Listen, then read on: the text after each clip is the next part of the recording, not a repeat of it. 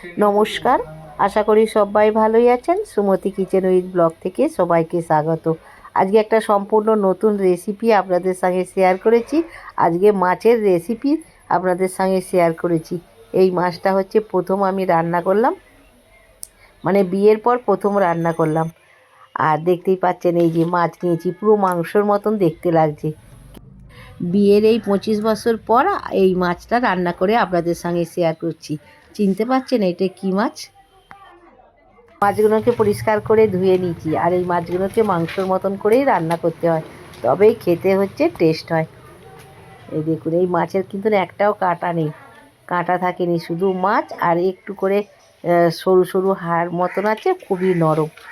ছোট বড় সবাই বাচ্চারা খেতে পারবে। ধুয়ে নিয়েছি, এবার লবণ মাখিয়ে দিচ্ছি। অল্প করেই লবণ মাখাতে হবে।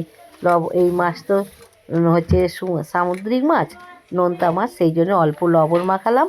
আর দিচ্ছি হলুদ, ভালো করে হলুদ মাখিয়ে নিচ্ছি। আজকে আমি আলু ছাড়াই হচ্ছে এই মাছটাকে রান্না করব। আপনারা মাংসর মতন রান্না করতে পারেন আলু দিয়ে। হলুদ মাখিয়ে দিয়েছি, কড়াতে সাদা তেল দিয়েছি, তেলটা গরম হয়ে গেছে। মাছগুলো এবার কড়াতে একে একে ছেড়ে দিচ্ছি।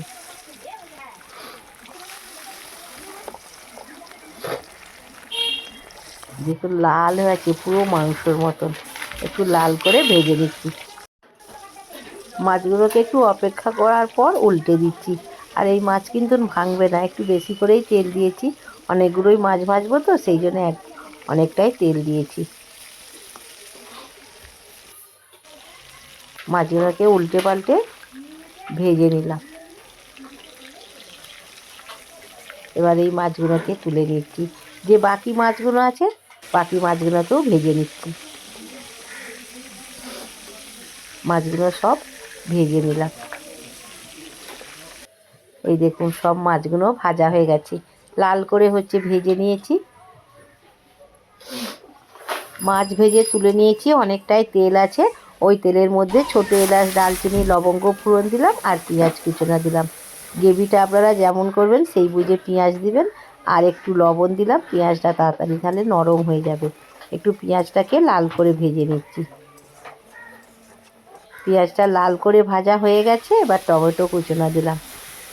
আপনারা টক দইও দিতে পারেন। টমেটো নরম হয়ে গেছে, এবার আদা বাটা দিলাম, রসুন বাটা। আদা বাটাটা হাফ চামচ আর রসুন বাটাটা 1 চামচ দিলাম। দিয়ে ভালো করে কষে নিচ্ছি। আদা আর রসুনের কাঁচা গন্ধ যাওয়া পর্যন্ত কষে নিতে হবে।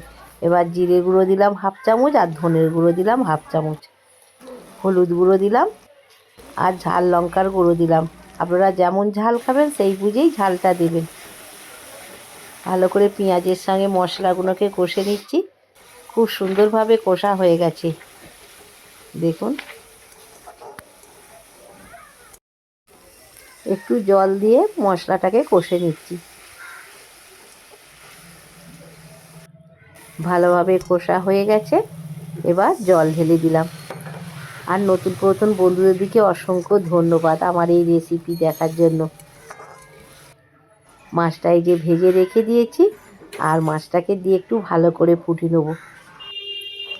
ঝোলটা ফুটে উঠেছে, মাছগুলো দিয়ে দিচ্ছি। মাছগুলো দিয়ে ভালো করে ফুটিয়ে নেব। মাছগুলো ঝোলের মধ্যে সেদ্ধ হয়ে যাবে, খেতেও টেস্ট হবে। মাছ খেতেও টেস্ট হবে, আর ঝোলটাও টেস্ট হবে। আর যে সকল নতুন বন্ধুরা আমার চ্যানেলে প্রথম, অবশ্যই কিন্তু চ্যানেলটিকে সাবস্ক্রাইব করবেন, পাশের বেল বাটনটি অন করবেন, সবার সঙ্গে শেয়ার করবেন, লাইক করবেন, আর কমেন্ট করে জানাবেন আজকে শঙ্কর মাছের কালিয়া কেমন হয়েছে। একটু লবণ কম হয়েছিল, লবণ দিলাম। দিয়ে ভালো করে ফুটিয়ে নিলাম। আর 1 চামচ হচ্ছে ঘি দিলাম। ঘি দিলে টেস্টটা আরও দুর্দান্ত হবে। আর প্রথমে তো গরম মশলা ফোড়ন দিয়েছিলাম, আর দিলাম না। এবার ধনে পাতা দিলাম। ধনে পাতাটা দিয়ে একটু ঢাকা দিয়ে রেখে দেবো, তাহলে ধনে পাতার যে গন্ধটা সেটা মাছের মধ্যেই থেকে যাবে। ঢাকা দিয়ে দিলাম, আর গ্যাসটাকে নিভিয়ে দিলাম। ঢাকা দিয়ে রেখেছিলাম, দেখুন কত সুন্দর দেখতে হয়েছে, পুরো মাংসর মতন লাগছে। কিন্তু আলু ছাড়াই করলাম আজকে শঙ্কর মাছের কালিয়া। এখানে হচ্ছে ঢেলে নিয়েছি। নিশ্চয়ই বন্ধুরা প্রথম থেকে শেষ পর্যন্ত দেখেছেন আজকে শঙ্কর মাছের কালিয়া।